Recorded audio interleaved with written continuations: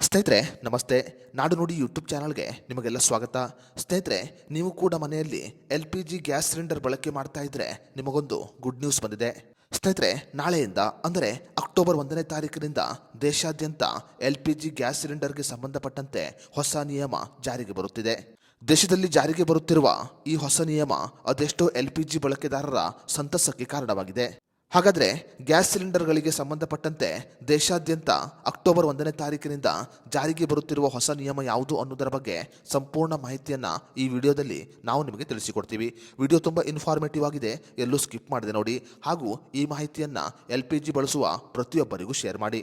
ಸ್ನೇಹಿತರೆ, ಕೇಂದ್ರ ಸರ್ಕಾರದ ಹೊಸ ನಿಯಮದ ಪ್ರಕಾರ ಅಕ್ಟೋಬರ್ 1ನೇ ತಾರೀಕಿನಿಂದ ಗ್ಯಾಸ್ ಸಿಲಿಂಡರ್ ಡೆಲಿವರಿ ಸೇವೆಗಳು ಅತ್ಯಂತ ತ್ವರಿತವಾಗಿ ಆಗಲಿದೆ. ಹೌದು ಸ್ನೇಹಿತರೆ, ಕೇಂದ್ರ ಸರ್ಕಾರದ ಹೊಸ ನಿಯಮದ ಪ್ರಕಾರ ಇನ್ನು ಮುಂದೆ 24 ಗಂಟೆ ಒಳಗೆ ಗ್ಯಾಸ್ ಸಿಲಿಂಡರ್ ಡೆಲಿವರಿ ಆಗದೇ ಇದ್ದರೆ ಆ ಸಿಲಿಂಡರ್ ಬುಕಿಂಗ್ ಅನ್ನು ಹತ್ತಿರವಿರುವ ಇನ್ನೊಂದು ಏಜೆನ್ಸಿಗೆ ಸ್ವಯಂಚಾಲಿತವಾಗಿ ರವಾನೆ ಮಾಡಲಾಗುತ್ತೆ.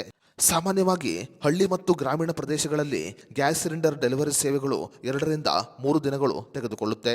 ಆದರೆ ಇನ್ನು ಮುಂದೆ ನೀವು ಗ್ಯಾಸ್ ಸಿಲಿಂಡರ್ ಬುಕ್ ಮಾಡಿದ 24 ಗಂಟೆಯ ಒಳಗಾಗಿ ನಿಮ್ಮ ಮನೆ ಬಾಗಿಲಿಗೆ ಗ್ಯಾಸ್ ಸಿಲಿಂಡರ್ ಬರಲಿದೆ.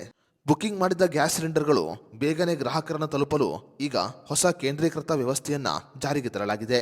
LPG interoperable service delivery ಫ್ರೇಮ್ವರ್ಕ್ನ ಅಡಿಯಲ್ಲಿ ಈ ವ್ಯವಸ್ಥೆಯನ್ನು ಜಾರಿಗೆ ತರಲಾಗಿದೆ.